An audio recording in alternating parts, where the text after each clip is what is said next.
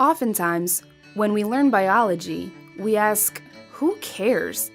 And argue that what we learn from the textbook doesn't apply to our lives or the real world. But the truth is, it does matter. And here is why.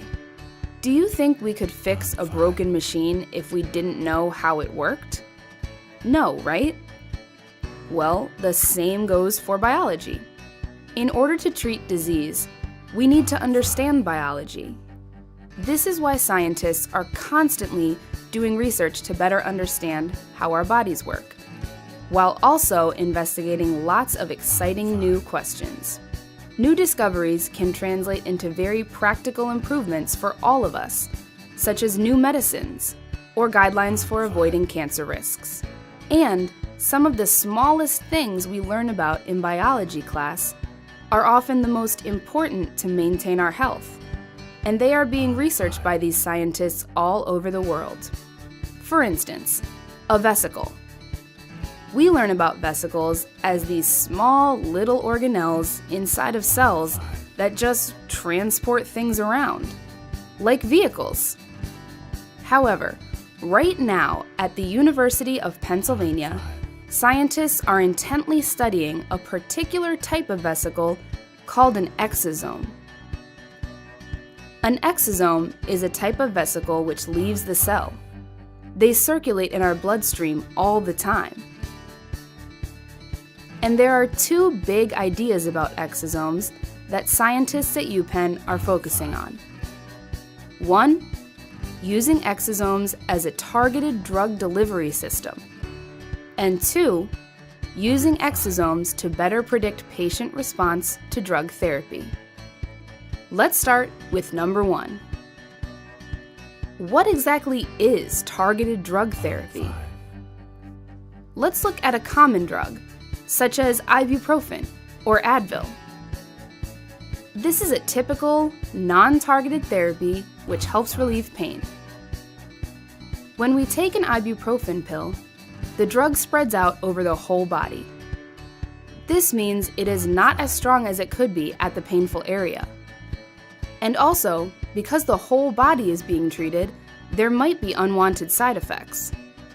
Targeted drug therapy means that the medicine goes directly and only to the body tissue that is in trouble. To transport the drug to the target, artificial vesicles can be made that can specifically recognize little receptors on the outer surface of cells that make up the painful tissue. The problem is, our immune system recognizes these artificial vesicles as intruders, and it tries to eliminate them. So, scientists and doctors want to find a way to deliver drugs through naturally made exosomes, which should not be eliminated by the immune system. Scientists at UPenn are trying to use these tiny exosomes to deliver treatments to help with cartilage damage in our joints, which is irreversible, causes unbearable pain, and is seen in about 50 million people in the United States. Now, on to the second big idea. Remember that cancer cells divide uncontrollably to form a tumor which prevents the tissue from functioning properly. Pieces of this tumor can sometimes break away and invade healthy tissues elsewhere in the body. These are metastatic tumors. One team of researchers at UPenn is looking at metastatic melanomas, skin cancer cells that are spreading. They found that these skin cancer cells release exosomes with a protein on their surface which stops our immune cells from recognizing and killing the cancer cells. So the cancer cells can continue to spread without anything standing in their way.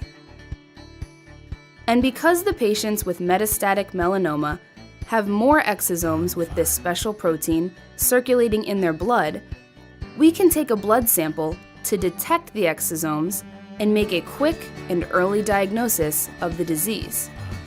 Detecting this exosome can also indicate whether a patient will respond to some existing therapies. Armed with this information, we can now better predict whether a certain therapy might work for a patient. So, who cares about understanding all of the details of how our body works? down to the little tiny organelles that we can't even see without really powerful microscopes? Well, these guys care. They care about understanding the smallest structures in our bodies with the goal of inventing new ways to treat disease.